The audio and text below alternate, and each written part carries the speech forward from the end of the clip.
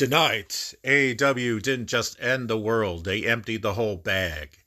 Moxley fought on one leg like he was powered by spite, and expired combos. Okada pulled out a screwdriver like he was opening a stubborn snack bag. Darby Allin threw his body at the floor like it owed him money. Jet Speed hit moonsaults like gravity was optional. And MJF? That man stole the world title like a raccoon stealing combos from a campsite.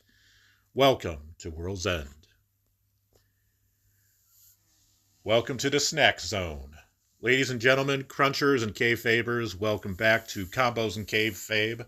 This is my premiere show, the only wrestling podcast powered by analytics, absurdity, and the sacred belief that every wrestling match has a flavor profile.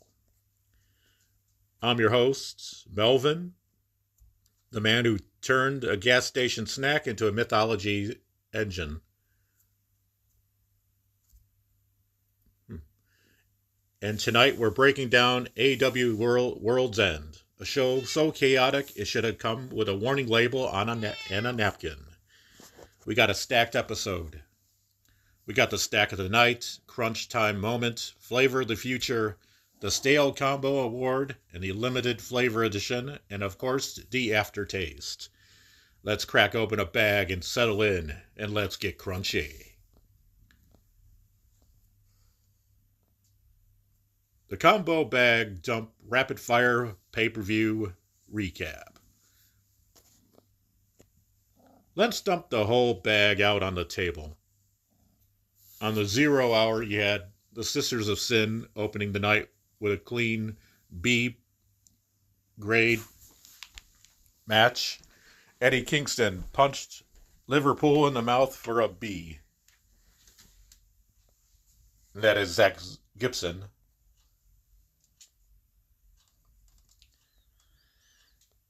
And you saw the return of Ortiz from the Pride and Powerful tag team of Santana and Ortiz. We'll see where that goes.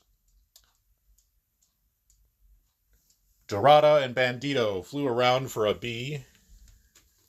That was a B plus, a B match. I give that grade match.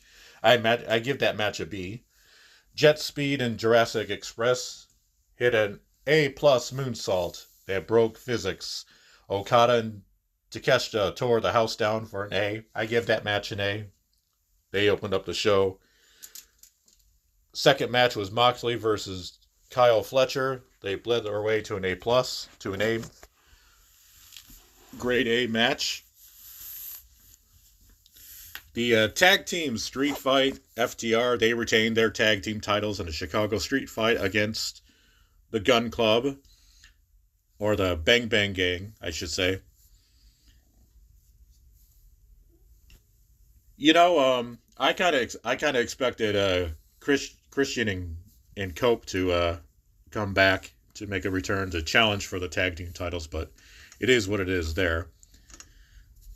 The newly crowned AEW Women's Tag Team Champions, Babes of Wrath, kept the Women's Tag Team titles with another outstanding victory. I rate that match an A. And afterward, later on as the show went on, Mercedes challenged Willow Nightingale to a match. So I take it that's for the TBS Championship.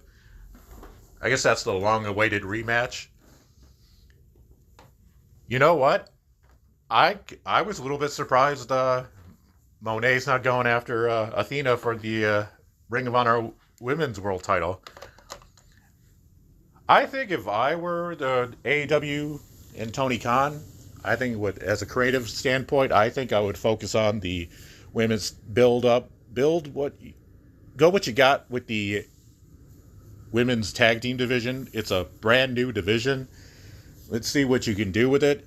Unlike WWE's women's tag team division, I guess on WWE's side of things, though this is not about WWE, but on their side of things, I don't think they kind of stayed away from the women's singles, the women's world championship picture. And I think they're sort of, I guess, focused on the women's tag team division, I guess. But who knows? Who knows what they're doing? So yeah, we got that. Darby Allin and Gabe Kidd, that was a fantastic match. They tried to kill each other. I give that match an A. The Conglomeration and Tony Storm, they won the Mixed Nuts Mayhem match. I rate that match a B. You know what? I think they should have had the Benny Hill theme music for that match. I didn't understand the involvement with Tony Storm. I think that match interfered with Marina Shafir. It should have spoke for itself, written itself. So as far I guess they gave the Death Rider something to do, and the Conglomeration. Though I'm surprised that would have been interesting if Wheeler or Yuta got a pinfall victory on Mark Briscoe. That way Mark Briscoe would defend the TNT title against Wheeler Yuta or Claudio Castagnoli. So it is what it is there. Next up, the women's AEW Women's World Championship, Chris Statlander versus Jamie Hayter, a former champion herself. You know what?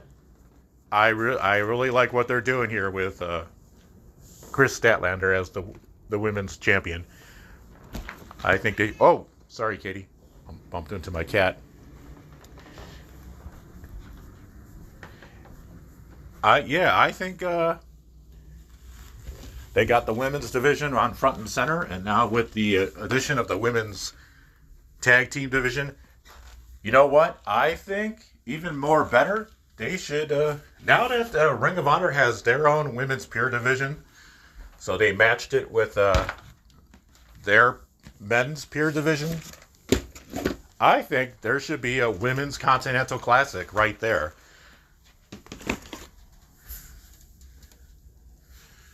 Let's see what they could do how they run with it. So,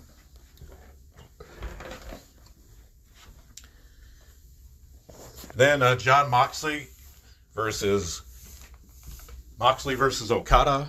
I give that an A+, an instant classic match right there.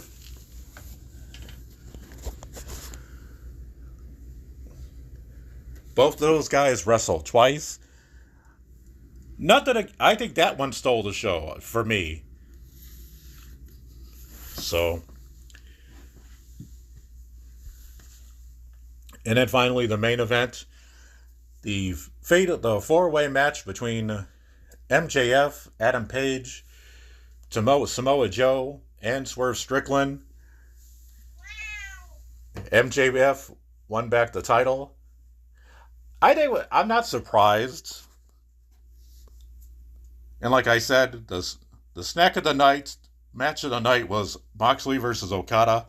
Let's not play games. This match should have come up with a dental plan.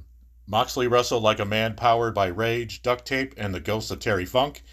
Okada wrestled like a final boss who's tired of side quests. The screwdriver spot, that was the moment the crowd collectively said, "Oh, what we're doing tonight.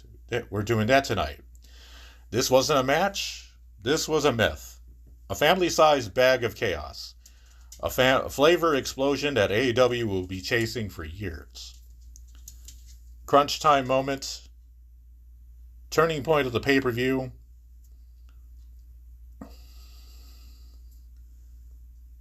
That's right there, as you can see.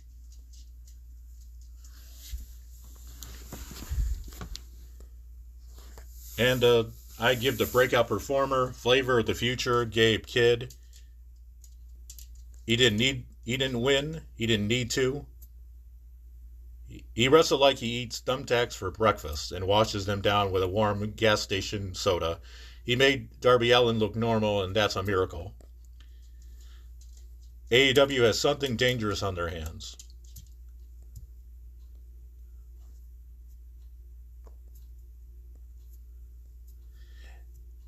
This I agree. I don't know if anybody agrees with this, but I thought I give this Eddie Kingston versus Zab Gibson a B minus. It wasn't bad, and it wasn't crunchy. This is the stale piece at the bottom of the bag. Still edible, but still fine. But you're not bragging about it to your friends. Kingston did Kingston things, Gibson did Gibson things. But on the night full of A's, this one felt like a warm soda.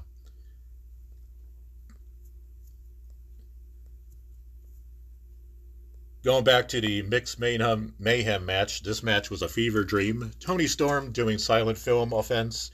Like I said, cue the Benny Hill music. Marina Shafir kicking people like she's crackling pistachios.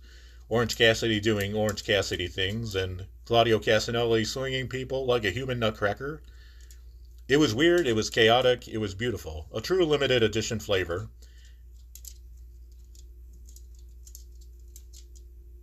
The Deep Crunch Analysis Continental Classic arc. A Continental Classic delivered a clean sweep of A-level matches. Okada versus Takeshita was a masterpiece. Moxley versus Fletcher was violent poetry. And the finals, that was a coronation. Moxley didn't just win the tournament, he became the tournament. He's the emotional center of AEW again. Okada is entering his final boss era, and the Callis family's interference index is officially off the charts. And the aftertaste. Moxley is the face of the company again. Okada is the mountain everyone must climb. MJF is back on top. Statlander is the division's anchor. The tag divisions are stable but not peaking. Darby Allin's still the most insane man alive, and AEW just set the tone for a monstrous 2026. If World's End was the crunch, 2026 is the flavor explosion.